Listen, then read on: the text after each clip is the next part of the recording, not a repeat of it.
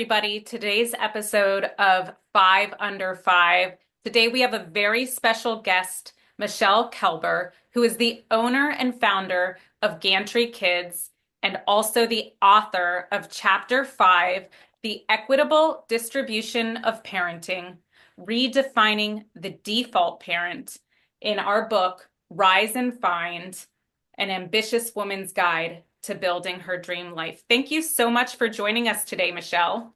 I'm happy to be here. Thanks for having me. So for Five Under Five, we'll start with question one. Who are you? Tell us a little bit about you. So, my name is Michele Kelber, and who I am educationally is a fine arts attorney who also has an MBA. What I do professionally is I own a kids gym in New York City called Gantry Kids and Teens that offers after school summer camp, all kinds of fun things for them to do. Who I am at my core is I am equity and love, and I am committed to children and women knowing that they have a voice and that they can use it wherever they want. Thank you so much. We are so pleased to have you with us today. Question two. Tell us about your chapter, The Equitable Distribution of Parenting, Redefining the Default Parent.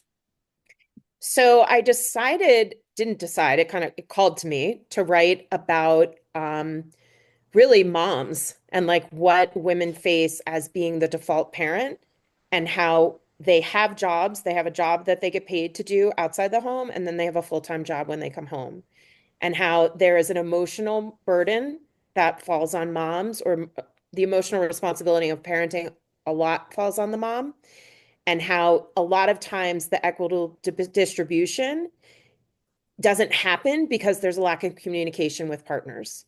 So I felt like there was a place to address both the fact that we as women are being pulled outside the home in our work, but also pulled the opposite way with our work and inside the home and the work that we do, and also our children, and then also how we can change that around and how we can have the rest of the world pick up on the fact that, hey, we have the right to work outside the home, but we also need some help inside the home. That's so powerful. And I have a note from your chapter where you're quoting Ruth Bader Ginsburg when she is constantly getting phone calls from the school to pick up her son when he's sick. And she finally responds with the subject, he has a father and it's his turn. You can call him now. Yeah, exactly. And that's something I address in the book. I talked to two people that were stay-at-home dads. That was their job. They chose to stay home for whatever reasons. The schools were still calling the moms at their work outside of the home. And it was like for years, and it's like the community just couldn't get on board with this responsibility. So yeah, so it's still a problem. It's still a challenge for people. Well, that very clearly answers my third question, which is why Oh, you okay. wrote about it.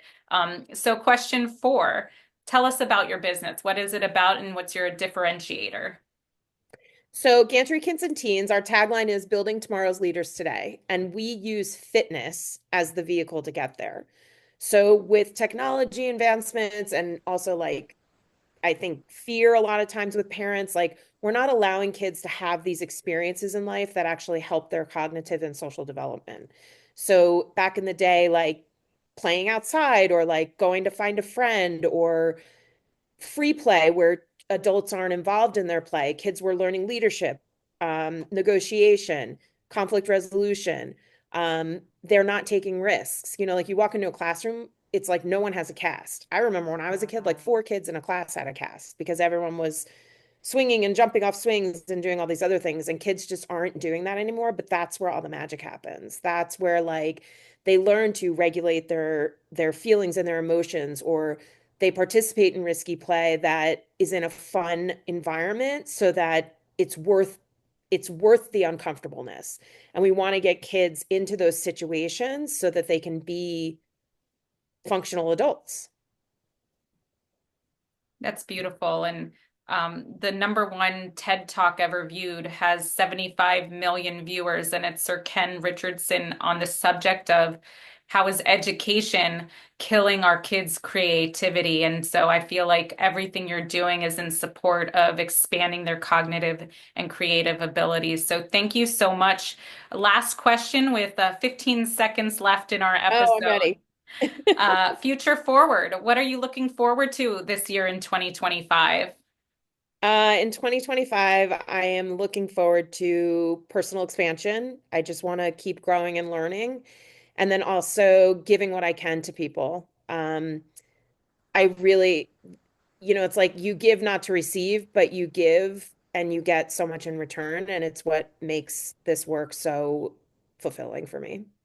Well, thank you so much for taking time for us today, Michelle, from Colorado, and Selena here from DC Metro. Have a great one. You Bye.